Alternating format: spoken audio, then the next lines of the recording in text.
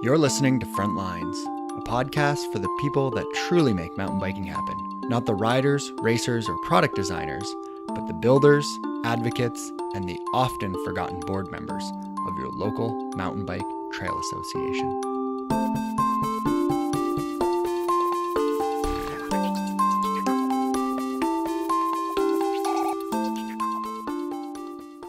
What's more durable, a sidewalk or a piece of single track? The answer is obviously the sidewalk. From a land manager's perspective, maintaining trails that are wider and more compact is just easier. But we can all agree that gravel paths and roads just aren't as much fun. As mountain bikers, we search and crave and even fight for single track. And when a land manager provides us the opportunity to build or sanction trails, that's a privilege. Soft trails are not the number one choice from a trail management perspective. When we demand single track, we become soft trail ambassadors. And that's not just those of us who consider ourselves trail advocates. That's all mountain bikers. But as trail advocates, it's our responsibility to educate and create soft trail ambassadors. I'm your host, Brent Hillier, and this is episode 17 of Front Lines.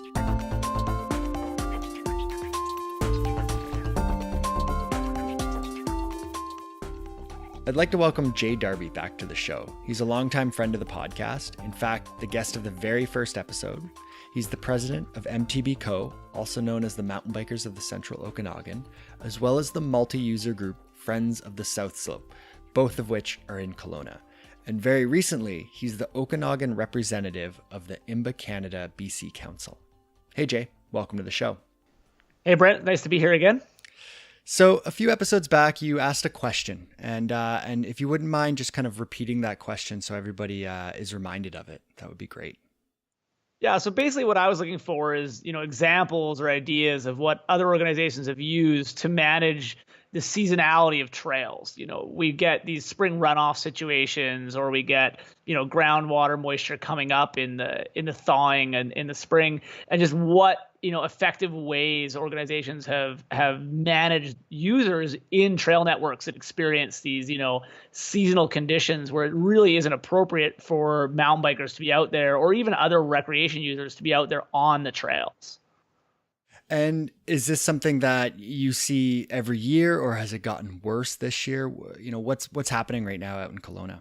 Well, so in Kelowna this year, obviously anybody from BC will know we've experienced significant flooding in lots of our creeks due to, extremely high snowpack in the spring season. It got warm real fast. We've had a lot of rains. And our trails this year have been, a little bit worse off than other years in some instances, but every year we do see this. I think that the Okanagan experiences it maybe a little worse in some areas because we have such a, wet spring and a very, very hot, June, July period. So there is that time where the snow is gone, but the trails are wet and everybody wants to ride. But our trails and our soil type really isn't conducive to riding in the wet season necessarily. Over the last month and a half, I've asked a lot of different folks what they've done, and so the very first thing that I heard from people was that every region is a little different, and you've kind of already alluded to that already, and so here's Alex Brieger. He's the trail builder and volunteer coordinator with the Central Washington chapter of Evergreen. We're right next to the Cascade Mountains, right next to Western Washington, which is always really wet. In Eastern Washington, we don't always get a lot of rain, but when it is wet, a lot of our trails consist of clay and sand. And so the clay gets really slick, which then creates some issues on the trail, and sand erodes really quickly. So here's Matt Andrews, and he's the executive director of the Minnesota Off-Road Cyclists, or also known as MORC. Wet riding is not, it's not part of our culture, and some people have a hard time understanding that when they've ridden all over the world.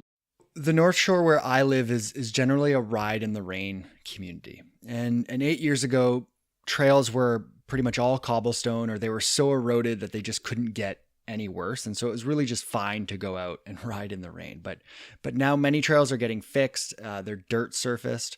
For the most part, they hold up fine in the rain. But here, builders in the local club, they're trying to ask riders to just stay off of them during major rain events. So, here on the North Shore, what we have is, 100 millimeter rain in a single day type events. Those are the times when riders are asked to stay off. But what's kind of the general rule in Kelowna? I think our situation is a little bit different. We have similar soil types to what they're talking about in Washington there, with the kind of sandy and or clay based soils around that really, they retain moisture. The sand will get quite wet and loose. The clay will obviously stay put, but you can leave large ruts. And really it'll be dry in a day or two in Kelowna sometimes. If we have even 10, 20 mils of rain, that can really impact the soils. But you give it 24 hours and the trails are perfect. And it's just, our issue becomes, how do you manage that, small window where it's inappropriate to ride the trails, but it does have a large, long lasting impact on them. Yeah. So I've got, some other experience I grew up out east and with my local trails in my hometown, the Hydro Cut out in Kitchener, Ontario, it was a, do not ride in the wet type of place. But we had a little zone, probably an hour and a half down the road in Turkey Point, and the trails were all sand, but it was flat. So there wasn't an erosion problem like what Alex said. But because it was sand, things dried out very quickly. In fact, it was actually better to ride there if it was a little wet because you wouldn't sink in the sand. Are there some riding areas there that aren't of that wait 24 hours, or is it kind of across the board in Kelowna the same thing? Our soil type, it's fairly similar across the board. Certain areas dry out faster, though. The Knox Mountains, one example of an area where it can almost be within a day. It could rain in the morning, be muddy till noon, and you give it 3 hours in the afternoon, and it'll actually be dry and hardened up again. As well, there has been efforts to decrease, erosion in some areas to get water off of trail beds in the other networks that are more north facing that don't dry out as fast. Really, our soil type is just of the makeup that it's just really isn't conducive to riding in the really wet situations. So something that I've heard from some people is when in Rome. So while you're traveling, do as the Romans. Figure out what is okay to do and what the locals do, and try to emulate that when you're out riding. And how do you think people can go about figuring that out? That's one of the biggest problems is just, we can say, when in Rome, do as the Romans, but how do we know what's happening in each community? I think that's where, as Trail Forks is an important tool in that regard, and we do try to use it. I think as well, local shops, there's one here in West Kelowna that does a ride board where it's, what the condition of each trail system is in regards to mud, or is it too dry, or, has there been damage to a trail? They keep a board up that just says, here's where you should ride, here's where you shouldn't. That's super helpful. Last year we did get the city to install a kind of like a fire warning type sign with the good, bad, and ugly, red, green, yellow, with trail conditions on it, so that non-locals at Knox, which is, the major downtown network that sees a lot of spring use, we're able to slide it to what scale it's at and say, trails are muddy, trails are dry, trails are good to go. And that's been a fairly useful tool. But accuracy is important. If people check your network on Trail Forks regularly, or they're coming in from out of town and they get to the bottom of your network and the sign says muddy, and they get out there and it's actually dry, there's not gonna be any accuracy to that. There's gonna be no trust in that signage or in that system. So I think that's an important thing, is encouraging, clubs that are doing some sort of management of trail conditions to be accurate and report regularly on what it's actually like. Yeah, so here's what Mork does, and this is Matt Andrews again. Here in the Minneapolis-St. Paul metro area, we've got 13 different trail systems under the Mork umbrella. And each of those trail systems does a really great job communicating their statuses via their Facebook page. Each one has an individual Facebook page. And then we also have a community forums that each trail has their own section on the forums. And tied into that forums is a trail's conditions, trail status, if you will, update that our qualified volunteers, we call our trail stewards and our dirt bosses. These people have received training on sustainable trails. They're out there on the trails every week, helping maintain them. They can set the designated status. So like you mentioned, even in the winter time, we might have a specific status that says fat bikes only, which really means the trail is a little, the sun was out, the snow is a little soft, and fat bikes are really going to be the only thing that you're going to want to ride out there. So being able to change the statuses from open to closed, being able to put in a little blurb on the conditions really helps communicate to the community what's open, what's closed.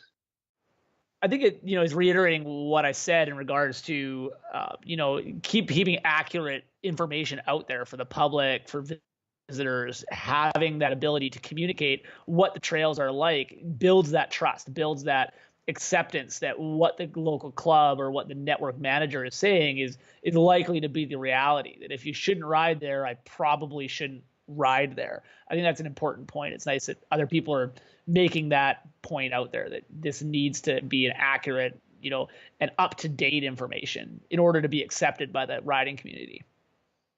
Yeah, and something that I heard from a few guests was that having an easily digestible way of displaying that was really important. And something that came up quite a bit was using maps to display that information. So here's Ben Horan. He's the executive director of Mountain Bike Missoula out in Montana. We've talked a lot. We've had a lot of feedback from the public that it'd be really great if we would do sort of like a map or a color-coded thing or a list. You see it with, in the fly fishing community where there's a weekly update on what's, which river is fishing well and what fish are hitting there. If we could do something like that for trail updates, that would be great. People would love to see sort of a consistently updated list of which trails are muddy and which trails are good. And that's something that Alex and the Central Washington chapter of Evergreen wanted to do as well. The other thing we're working on is updating our website, and we want to create a trail status page. So for kind of each region that our chapter helps manage between Leavenworth, Wenatchee, and Lake Chelan, our idea is that as trail builders, we're out on the trail and we'll be able to update that either once a week or every other week to show kind of what the conditions are and that sort of stuff. So you've alluded to it. Both Ben and Alex have alluded to it as well, is making sure that information is up to date. And so having that information available online, available in either a great map or on a social media page is great. There is a bit of a but to this. And so here's Ben again of Mountain Bike Missoula, and he brings up a great point about this stuff.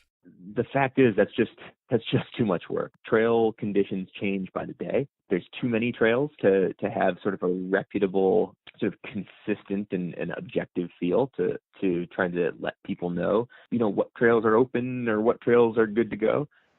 So it's interesting that, he mentions that point when we put our slider board at the bottom of Knox for trail conditions, having those 4 choices. We originally thought of making it user manageable, of like, you can slide it to what you feel it's like when you get there, ride the trail, you get to the bottom and you're like, what, it was muddy up there, and the user would be able to slide it to muddy. We talked about that at first, and the city thought it might be a good idea. We thought it might be a good idea. And we came down to the decision. It's like, what, is it always just going to be set at good? Like, there's so many users there that they'll end up managing it as, I thought that was okay, so it's okay.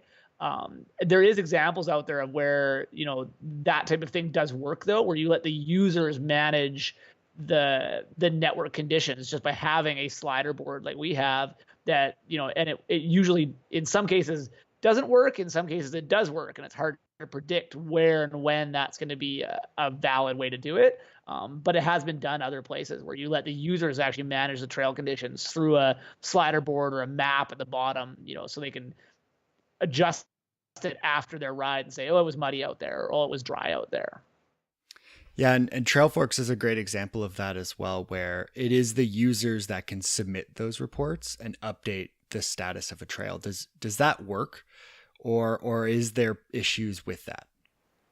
From my experience, I think it's been working. As a administrator level individual for the Central Okanagan, I see what goes up, and I keep track of it. And I try not to be, an overriding authority. If somebody else puts a trail condition up, I don't go and automatically change it or input my opinion on it. And I think for a greater extent where we are, it's been working. I don't think the use is there yet in that regard for trail conditions, at least in our region.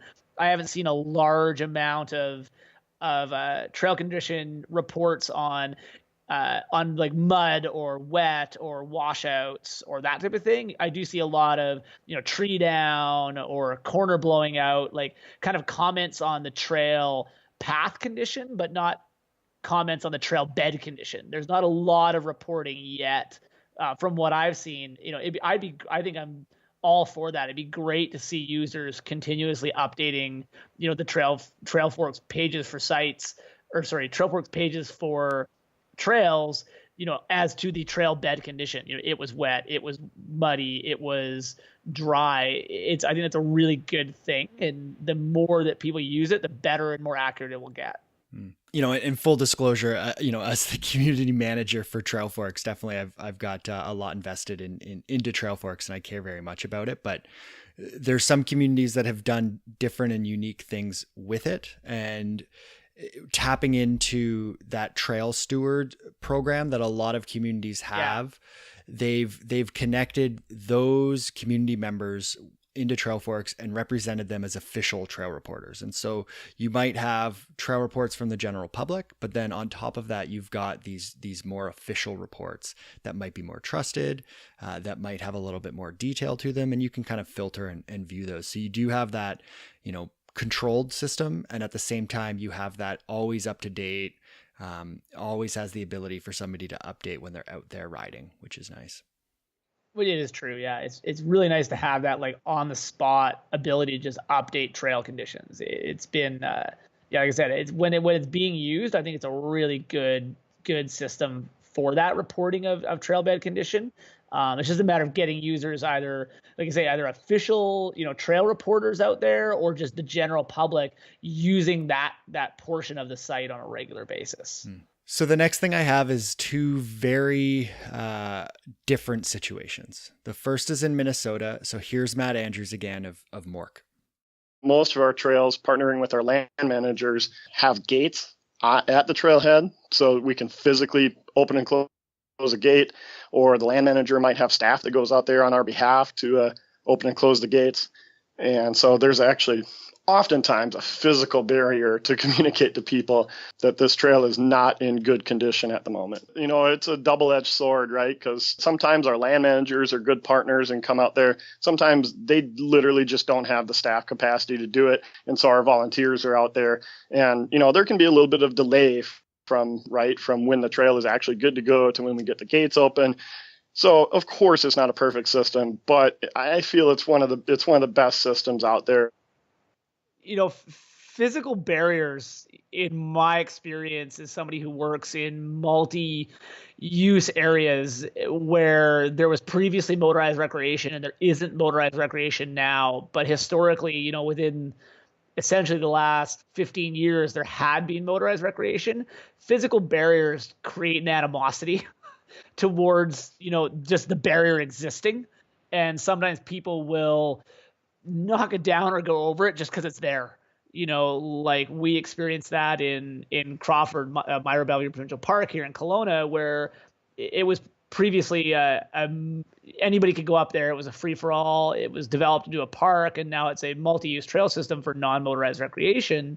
And there's gates and barriers to motorized use, but you get people up there using it, and for no real good reason. We have great motorized recreation zones in Kelowna. Some of them are maintained, paid for trail systems. Some of them are free to use trail systems, but there is really wicked motorized recreation in the region.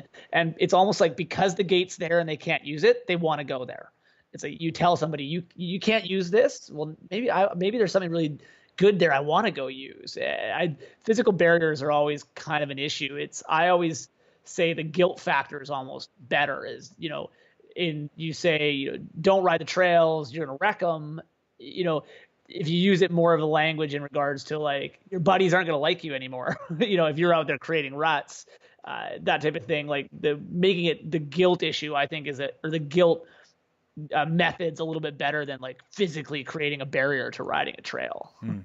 Yeah. And I think you'll like what Ben has to say. So this is Ben again from Mountain Bike Missoula. We're also not in a position of closing trails. Honestly, we don't close trails. And so they're kind of at the other end of the spectrum. And they actually, I mean, they don't have they're not the land manager. They don't own the land that those trails are on. And it's not their right or maybe not their privilege to just close those trails. That's a big statement to just say these trails are closed, and who has that privilege to do that? And maybe it's not the local trail association. Yeah, exactly. I mean, that's the relationship that the Mountain Bikers of Central Okanagan or Friends of South Slopes, the other organization I work with, has with BC Parks or with the city of Kelowna and Knox Mountain. It's not our ability to go and close those trails and say you can't use them. BC Parks could, or the city of Kelowna could, but we're just trying to be the advocate for appropriate use for, here's when you should and shouldn't ride them. And again, I come back to that, the guilt clause, I call it, or the, that pushing of the guilt is that, you inform people that it's inappropriate to ride it. And the people that do get that understand that are going to comment to their friends. And their friends like, oh, I was riding there yesterday. It was so muddy. It was so awesome. And they're like, well, that kind of wrecked the trails. You probably shouldn't have been there, or you shouldn't have been riding that day. I think that's a powerful tool or a powerful weapon in the war against inappropriate trail use. It's something that can be very effective in managing inappropriate use of trail systems, whether it's regards to weather or whatever. So yeah, and you're touching on the people and the riders specifically, and I think that's where maybe the problem comes from, but also potentially where the solution can come from as well. So here's Matt with Mork once again. Especially with just the scope of our organization and how many trail systems we have to manage, and plus the just the population around here. I mean, we've got a great cycling community. Yeah, there's a lot of us, so that damage could be pretty detrimental without having some sort of mechanism to notify people if it's open or closed. So I was speaking with Jeff Hehn, and he's with the FatLanders FatTire Brigade out in Saskatoon, Saskatchewan. And he used a term that I thought was really good. He mentioned that there's a lot of riders who could benefit from what he described as stewardship culturing. I like that. That's a good term. Yeah. And so it's something that's been on the forefront of my mind, is that stewardship culturing, changing the public, changing the culture of mountain biking. So here's Ben with Mountain Bike Missoula again. We're trying to increase sort of a stewardship mentality and not tell people they can't go ride something.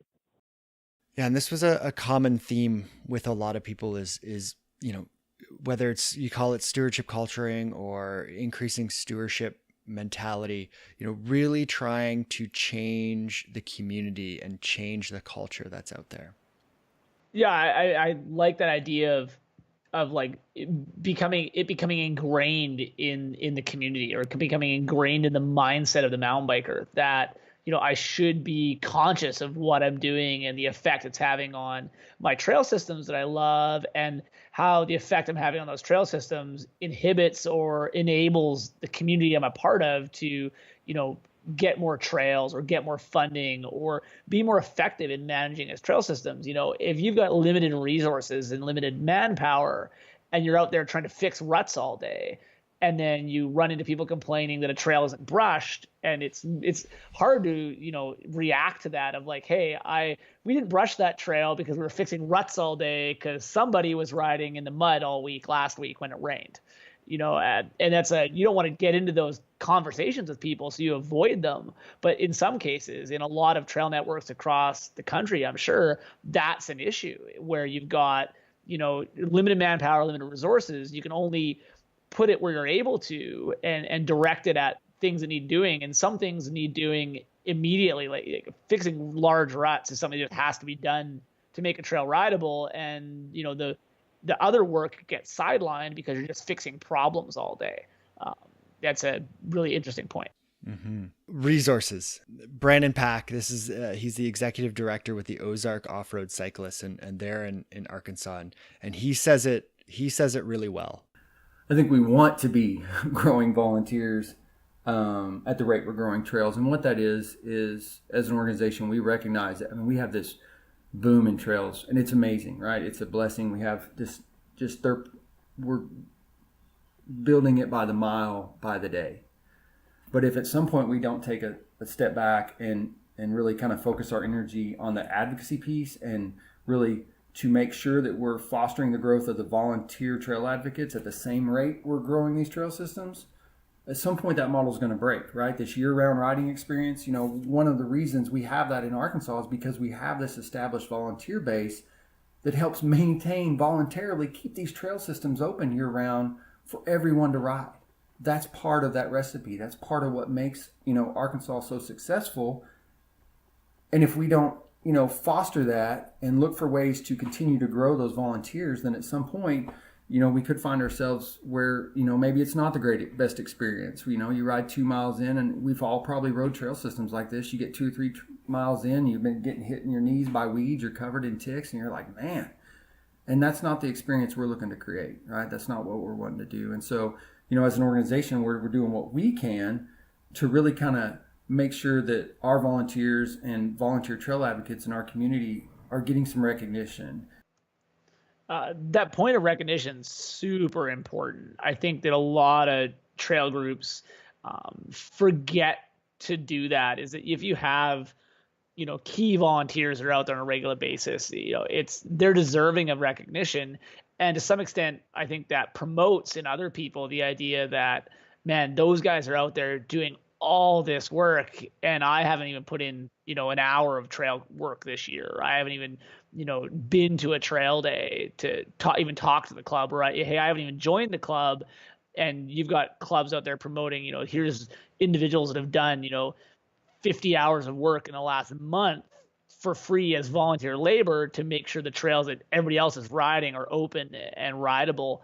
That volunteer recognition has come up in other conversations I've had with other groups, or, even with individuals that are out there, is, they often, the word trail fairies is thrown around, is they don't even know who it is doing it often, the general mountain bike community. The trails are open, the trails are clear, those ruts were fixed. They don't know that it was who it was that did that, or that it was one person who did a lot of that work. They may have assumed that 20 people did. Even here in the Okanagan, a lot of times it's assumptive that, the club as a group did something, when really it was an individual who went out there on their own volition, associated with the club or not, and undertook that trail maintenance just because they wanted that trail to be in better shape, or just because they felt like, it was unsafe or it needed fixing. And I think it's an issue sometimes that, without properly recognizing the work of individuals, you don't, portray to the community that there's more work to be done and there's not enough labor to do it sometimes. We use that term trail fairy, and I like it. I think it's fun. It's cute. It is cute, but it's not make believe. There's still people actually doing the trails, and that's what we need to recognize. Is like, sure, you can use that term and it is fun, but that doesn't mean that there's not really somebody who's doing that work. No, I think it detracts from the idea that these people are committed, dedicated individuals who exist and who would welcome help and welcome assistance in their efforts, and, are often, not neglected by the community, but perhaps forgotten, by organizations and the community as a whole. As an organization, a lot of our effort goes into promoting our existence, advocating for mountain biking, advocating for a responsible trail use, writing insurance checks and that type of thing, and promoting events. Even we don't have the time sometimes to support these trail fairies as much as we'd like to, but it's getting them in the fold as well as getting the community in the fold in order to work as one whole.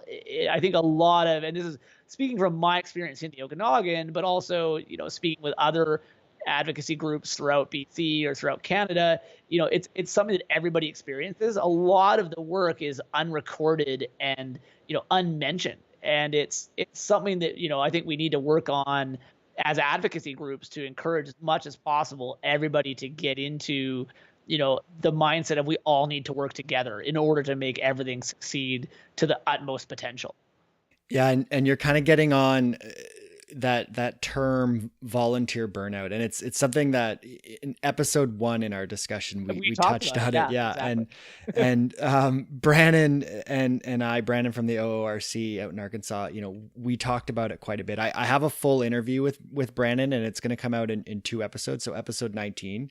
I won't kind of give away too much about that, but they do some really cool initiatives to prevent that volunteer burnout, and it's all about that recognition, and it's really neat. So definitely something to listen to in a couple weeks. That was a shameless plug, but oh well. So Brannon did mention something else that I'd like to highlight, and Arkansas is relatively dry, and they don't get a lot of snow, and it's 4-season biking there. So here's Matt Andrews again with Mork. Nonstop season for us, especially with fat biking being a huge thing now. The trails just don't stop. What's winter like in Kelowna? Here in Kelowna, I mean, we've got a very extensive freeze-thaw cycle. So we get, 2 years ago, I rode right till December, no snow on Knox Mountain. There had been snow in town. It thaws out super fast, and it's dry, hard-packed trails again. The north-facing slopes, Myra Bellevue, Crawford, Gillard, it stays a little bit. It can get kind of muddy that sort of season. If there's a little bit of snow, but a lot of melting, you'll get trails that are rideable, but bad conditions. And then other years like this year, we had a ton of snow. It got hard packed ice. Guys were fat biking on trails that would normally be mud in December or even, later in the season, like February, March, stuff was starting to thaw up a little bit. Then we got large snowfalls. We have a super irregular winter, super unpredictable. And like I said, the freeze thaw cycle can just be all over the road. It'll change 1,000 feet of elevation for our freezing point in a matter of a week or two. Which makes for, we don't run into too many issues in the winter, but it could be as mountain biking gets more popular, as more people are doing this, as the fat bikes and plus bikes come out, I can only foresee some more issues in regards to, appropriate trail use seasonally. Like at what point does a plus bike okay to ride in, irregular conditions, but a fat bike would be better for another 2 weeks, but your plus bike, you shouldn't ride it anymore. And your mountain bike, you really shouldn't be on the trail. I think that, those categories of cycling are really cool. It lets us do some neat riding. It lets us ride in the off season, but it actually could in some areas like ours lead to actually more issues down the road of this off season cycling and these bikes that make off season cycling very popular and super fun to do actually. Definitely. There's the potential for issues as we see more of this. I mean, fat biking is huge. When you go east, it's everywhere, and the Midwest, it's taken over these places. Vancouver for the first time this year had a winter, and I was blown away at how many people had fat bikes. I don't know what they would have done with these bikes every other winter, but for whatever reason, there was a ton of them out on the trails, and it was great to see. But that winter riding, that fat bike riding is more condition dependent. Absolutely. And in that sense, it's kind of like skiing, in the wrong snow, and suddenly it's not fun. And so I look at this as maybe this could help change the culture of mountain biking. Maybe this could be the thing that forces people to update conditions on a system like Trail Forks, or to check conditions before they go out, because not only do the trails matter in that sense, but also the enjoyment of that ride, it relies on that as well. Yeah, for sure. I mean, like I said, we've been other winters before this previous, it's almost, you didn't need a fat bike because there were only 2 months where you couldn't ride. This year we had a crazy winter, like just, seasonally, just like Vancouver and the rest of BC did. There was so much snow and it, it froze up. It got hard. The fat biking was awesome actually for most of the interior. Comparative to other years where we've had these, irregular winters that we get. in the low-lying lake valleys of the interior. I mean, that's a large part of it. Is we've got the lake effect here in the Okanagan and the Shuswap, to some extent in Kamloops. You get these, the freezing level can rise and lower so quickly due to the large water bodies that, this winter it was cold and it was snowy and the fat biking was awesome. I think, like you say, people might get ingrained with that idea of condition dependent cycling.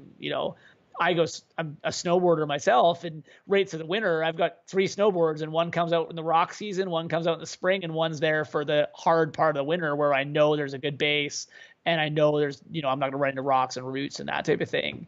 Maybe we've got condition dependent biking, going to come up in the community as an idea of how you cycle. Do I go out today? Do I not go out today? Do I take my fat bike because it's muddy and there's some snow around, so I shouldn't ride my mountain bike, but I could definitely go ride a fat bike. Here's Ben with Mountain Bike Missoula one more time, and he's speaking about their trails director, Brian William. What Brian's been doing a really good job of is he releases once a week. He goes out and he rides a bunch of stuff or spends the weekend riding. And once a week releases a 2 or 3 minute video where he kind of just checks in from one of the trails that the snow is coming off of, talks about where he is, what's good, where he has been riding and what's good there, and then also tries to identify something to look for and kind of give people tools for making their own decisions. And so whether that's looking for mud in the tread or, reminding people to ride through puddles, not around them, or even some, kind of user conflict things, whether it's dealing with horses or hikers and reminding folks about right-of-way stuff and things like that. So it's also, on the one hand, it's a huge opportunity for riders who maybe aren't sure if, such and such trail or Sawmill Gulch is ready to go yet. Brian can go up there and tell them that it is or it isn't. He can tell them what's riding really, really well right now. And then he can also kind of give them a little bit of heads up for things to look forward to or things to look out for when they're out riding and exploring on their own. Those videos are up on our Facebook page, so you can kind of get a look at what he's doing. They're definitely like zero production value, 100% just content, zero polish, which is I think people kind of like. It's just a quick and dirty. Like we're not, spending all of our time in a video editing software. We're just trying to get the information out. I think that's a really cool example of a unique way to, advocate for appropriate trail use and also to educate the user group, to educate mountain bikers of, here's an example of a situation where you probably shouldn't ride this trail, or here's an example of a trail that's in perfect condition. As we all know, there's a certain moisture level where a trail is beautiful, where it's tacky, it's not dry. It's that perfect situation where you're not collecting mud and tearing the trail bed up, but you've got traction galore. And that's that perfect, trail condition that we're all in the pursuit of. I've been there, I've ridden it. I've ridden trails that are too dry, and I've ridden trails that are too wet. I've gotten the bottom trail networks and gone, man, I need to come give these guys a trail day now because I just wrecked some stuff. But yeah, I think, we're all in pursuit of that perfect trail condition. That's really cool that they're doing that, where they're educating their constituency of here's what our trail network looks like. Here's what you should ride. Here's what you shouldn't ride. And he makes a good point about, like other trail users and how to, talk to them or interact with them in those trail conditions. That's pretty sweet. Yeah. And I think it achieves another thing too, where it puts a face to the organization. And so Ben told me this, and right away I was like, I got to tell my local club about this. So I wanted to tell the North Shore Mountain Bike Association. And before I had a chance to tell them, the very next day, their director of advocacy, Cooper Quinn, posted a video exactly like it. Right. And it was great to see, like, I've seen a number of other clubs taking advantage of it now, which is really cool. Yeah, it's a great idea. I mean, if you've got the time and manpower to do it, that's a super, good tool to educate and, like you say, put a face to the organization other than just being out there on the trails and, and identifying yourself. I think that's a super important point. And I push that to all of our directors and our volunteers. We've got a Toonie Ride series that we run with a pretty solid, regular volunteer base. And I tell them all, if you're out there riding, identify yourself as who you are, identify yourself that you're associated with our organization. And if you see people doing something that's good or bad, like encourage or discourage that behavior and let them know who you are and where you're from. And then if they've got any questions, to come forward to us, send us an email, give us a call, come to a meeting, whatever, come to an event and talk to us about why these things are bad or good, or if you've got more questions about trail systems and trail system integrity, we're here to provide that information or provide access to the information for you. That's one of the things that as an advocacy group, and I think to some extent, when I posed my question and we first talked about having this interview, is that I think that's something that perhaps some of our organizations forget about from time to time, is that we are, advocacy is an important part of what we do, as much as securing trail systems, maintaining trail systems, encouraging our user base to be stronger. So, doing events to get more members, that kind of thing. An important part of our job is advocacy, encouraging people to appropriately use trail systems, to think about, conflicts between other user groups, how we can manage those conflicts in a positive way so that as a user group, we're given access to as many trails as we're able to get access to by being, advocates of appropriate use, by being a cohesive group of people who are enjoying the wilderness in an appropriate way. Next, I've got 4 ideas from Alex Brieger, Central Washington Evergreen chapter. And here's the first. Kind of our rule of thumb that we've been trying to teach people is that once the concrete in front of your house is dry, usually the trails are pretty dry. The second one from Alex, here it is. We work with the Chelan Douglas Land Trust, and they have these really cool cement blocks that show the prints of all the multi-use users that use trails. And if the trail looks like this right now, don't go and ride. You know what? The emplacement of the bricks at the entrance to trail systems is a super cool idea. That is really a unique way to show, a user group's what impact their use of the trail in certain conditions has upon it. That's something I've never even crossed my mind. That's really cool. So here's the third one from Alex. We've been working on going to farmers markets and having tents, or going to different events where people learn what Evergreen is, and then try and get people to become members, and as members then coming out to volunteer. And once they're out on the trail, they really do see the impacts of how long it takes to fix the ruts or drainage issues and that sort of stuff. I like the idea of engaging users or in an alternative format location, like I said, going to farmers markets or other community events and trying to engage the general public who may be trail users in appropriate trail use, and portraying, he said in the same little instance there, portraying to people how much work it actually takes to fix broken trail or eroded trail from inappropriate trail use. I as I sit on a multi-use board as well as the board of the mountain bike club, in that multi-use board, we discuss hiking and horseback riding and mountain biking. And, there's actually an issue in some networks like ours that are very multi-use, that trails can be of a condition where you can hike and bike on them, but not ride a horse.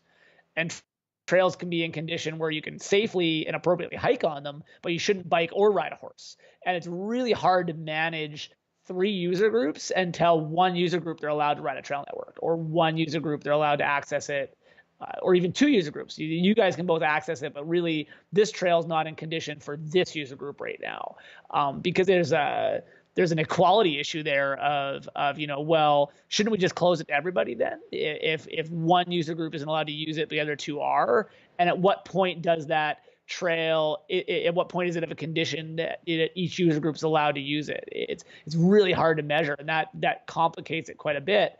So it's interesting. He says that of putting each user group's track on a brick and saying, if you're leaving marks like this, that user group shouldn't ride it. It's a really cool way to portray to each group, when and why they shouldn't ride a trail or use a trail. Yeah, and I think you have an interesting perspective because you do sit on another group that is fully multi-use, and there's a lot of trail associations out there, but really they're mountain bike trail associations, and there are a number of other groups that are true equestrian, running, hiking, and mountain bike groups. But for those groups that aren't, I think that we forget that all users are affecting trails, and we might not be communicating to all of those users. We might only be communicating to the mountain bikers, and it's important to get out to other users.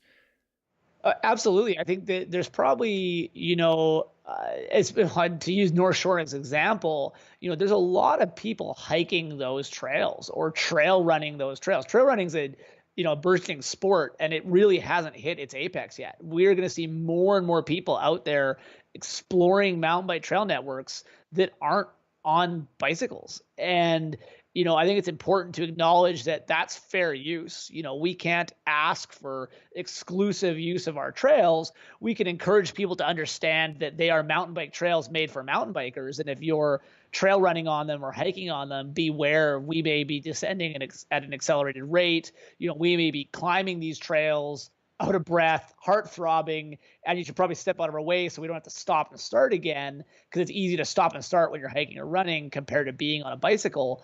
But I think it behooves us to understand that our trails may be used by a lot of other user groups or multiple other user groups, but a lot of skill levels, let's say, and it's reasonable for us to undertake the education of those groups as well. Recently last fall, I was in Vetter riding and talking to locals there about how they put in a new climb, and it's become a super popular dog walking, like Sunny Side Up. I don't know if you've ridden it, super popular dog walking and running trail as well. And they're super open to that because they've actually had a lot of trail runners show up on trail days to help maintain what is essentially a mountain bike trail designed for mountain bikers. And they're maintaining it in a manner that benefits the mountain bikers, because that user group understands that without the mountain bikers, that trail wouldn't have been there. And they're benefiting from the mountain bikers developing that trail system, which is really neat to see. A lot of places you see animosity. In North Shore, as an example, you see the animosity between hikers and walkers and mountain bikers a little bit. And out here, out in Vetter, out in the valley, you're seeing this really cool, not a multi-use trail system being used by multiple user groups, and this like really like reduced animosity or really like beneficial to both sides relationship going on. It's kind of cool, as opposed to in a BC park like the Meyer Bellevue or Crawford riding area, it is strictly multi-use. There is no trail there that is just for bikes or just for horses or just for hikers, and so that's built into the trail system. But it's trail systems that aren't like that, this multi-use aspect happening in a positive way. Connecting with those other user groups and building those partnerships is only going to create good things. And I'm really excited. Here on the North Shore, we've actually got a trail running alliance that's just started.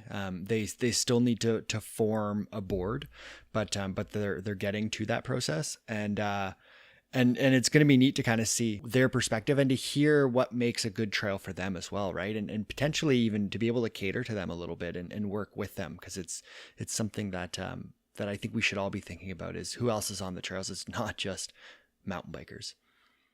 No, and I think more users, even if it's a mountain bike specific trail network, more users of a different user type is not necessarily a detrimental or negative thing. It can be an extremely positive thing, like in the examples I was giving of where you've now got a greater labor force, you've got a greater advocacy force, you've got greater numbers to encourage, grants or regional district funding or municipal funding of these networks, when you're not just one sole user group. When you're saying, hey, this is a mountain bike trail system, we're mountain bikers, but we've got this running group here who uses all of our trails, likes the way we've been building them, but now we've got 200 other official registered people riding or utilizing this trail system. It's super important. The more numbers, the more money. I tell that to people all the time.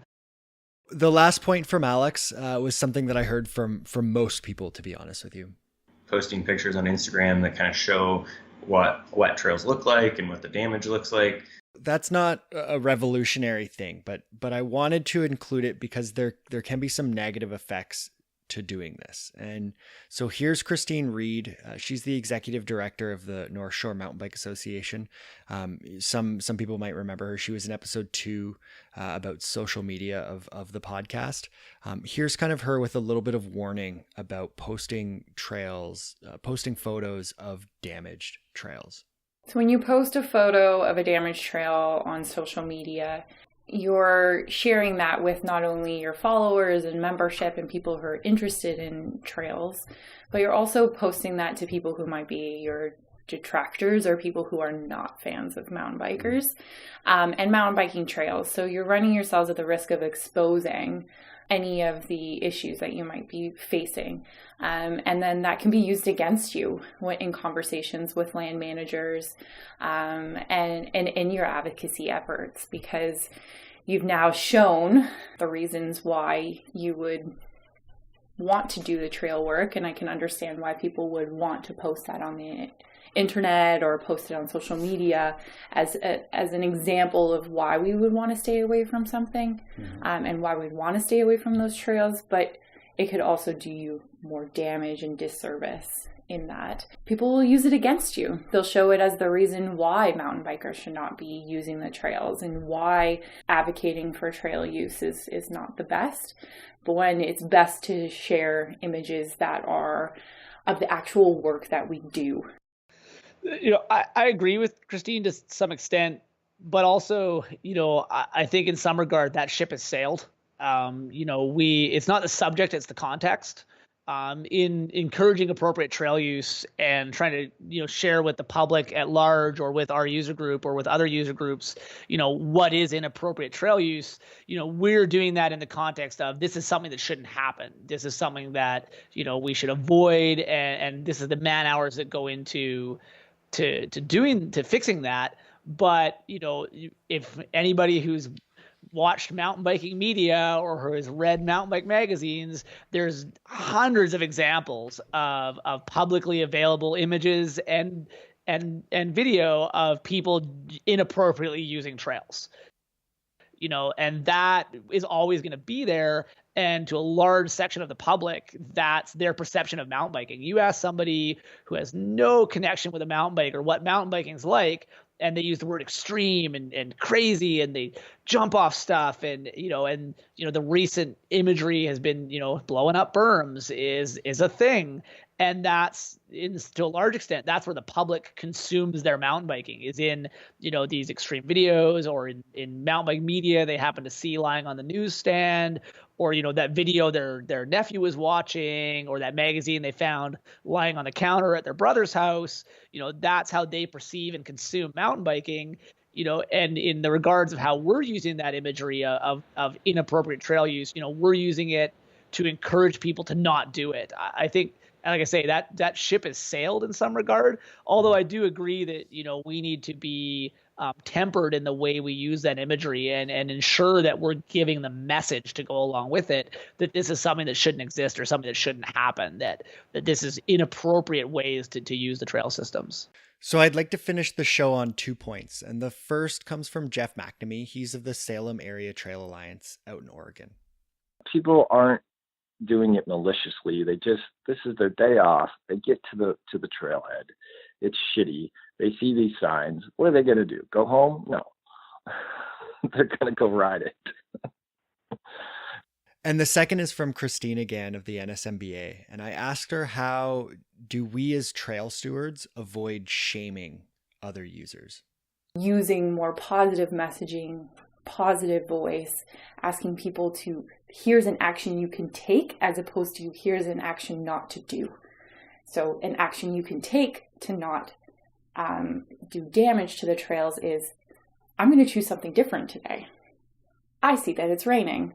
I'm going to do yoga today. Or I see that it's raining. Maybe I'm going to try a different trail because I know that this trail gets a lot of water damage or it has a lot of puddles on it already. I'm going to choose something different today.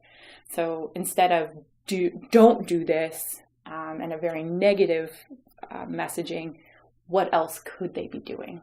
And a part of that is coming out to a trail day. So I think that, both those points go back to something I said earlier.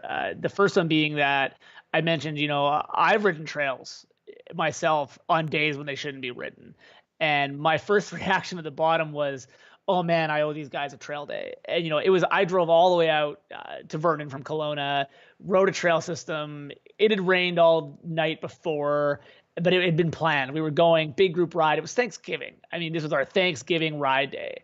And, I got to the bottom and I felt guilty because of my knowledge base, because I'm educated in appropriate and inappropriate trail use. And that segues into what Christine said as well, is that positive versus negative thing. And I was mentioning earlier the guilt factor. And I like to talk about that from time to time. And I think there can be positive guilt and negative guilt. People, I think it's a strong emotion when you feel bad about something. I felt bad about that. I bought a Knox membership, like a North Okanagan Cycling Society membership. And, I plan to go out to some of their trail days this year because I really do feel like I owe them labor for the ride I went on last fall. Last fall. And I think that's positive guilt, because I'm knowledgeable and I understand what I did may have been inappropriate at the time. I did it because situationally it was just happening. But that encouraged me to make an effort to reach out to that club in some regard. You're joining their club, becoming a member, and then, encouraging friends to go out on trail days who were there, planning myself to go out on some of their trail days, kind of to make up penance for what I did. And I think that's a positive guilt. Like Christine was saying, you don't want to shame people. That would be negative guilt. You're shaming people into coming out. You rode the trails when they were muddy. You should be out here. I don't think that's the way, like she says, we don't want to approach it. We want to be positive about it. And I think that's by reinforcing positive actions, by reinforcing, the trails are muddy today. I'm glad I didn't see anybody out there. Or, there is ways to construe that in a bright light rather than a dark light of that, feeling of I shouldn't be doing this. And I think, like I say, it comes from education and understanding of what is appropriate and what is inappropriate. Yeah, and that's the point that I'd like to finish on. And so I'm in the very early stages of planning an episode with Brandon Watson, and he's the marketing chairperson of the Minnesota Off-Road Cyclists. And he got involved with the club to focus on their social media presence. And what he recognized was that their entire social media presence was negative. It was, don't do this, don't ride here, this is what trails shouldn't look like, who rutted up these trails, that kind of thing. And it was just not something that he wanted to follow. It wasn't something that a lot of people wanted to follow. And it's not productive. It wasn't productive. And they didn't get a lot of follows on social media because who wants to just have a finger wagged at them the entire time? Yeah. Yeah. And so he kind of came on board and shifted that message to more of a positive one. And that doesn't just mean rainbows and lollipops. There is that education component to it for sure. Mm-hmm. Well, Jay, I wanted to thank you for joining me once again. This is the third time, the third show that it would be, yes, which is fantastic. You're becoming a repeat guest, and it's been great to hear from you again. So I enjoy our conversations. It's awesome to see this happening throughout the community, to have input from so many other organizations across the country, across North America. It's awesome that we're sharing our knowledge and resources in how to effectively manage these types of issues. Thanks so much. Thank you.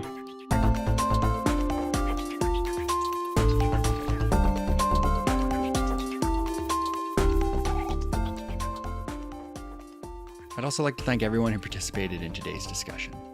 Alex Brieger of the Central Washington chapter of Evergreen, Matt Andrews of the Minnesota Off-Road Cyclists, Ben Horan of Mountain Bike Missoula, Jeff Hehn of the FatLanders FatTire Brigade, Brannon Pack with the Ozark Off-Road Cyclist, Christine Reid of the North Shore Mountain Bike Association, and Jeff McNamee of the Salem Area Trail Alliance. Next episode will be my interview with Devin O'Neill, writer for Bike Magazine. We'll be discussing his 4-part article, Lines in the Dirt, where he explores various battles for trail access across the United States.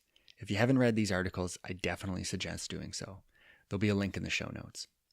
I'm also in the very early stages of planning an episode about the disconnect between the bike industry and the advocacy world. If you'd like to contribute, let me know. Like always, you can find the show on Facebook, Instagram, and Twitter at Frontlines MTB. You can also send me an email or an audio file to frontlinesmtb@gmail.com. Don't forget to support the show via PayPal. You can find a link in the show notes, as well as links to all of my guest websites and various social media pages. Music is once again by Lee Rosevear, production notes by Jennifer Pride. And finally, I'm Brent Hillier. This is Frontlines. Thanks for listening, and happy trails.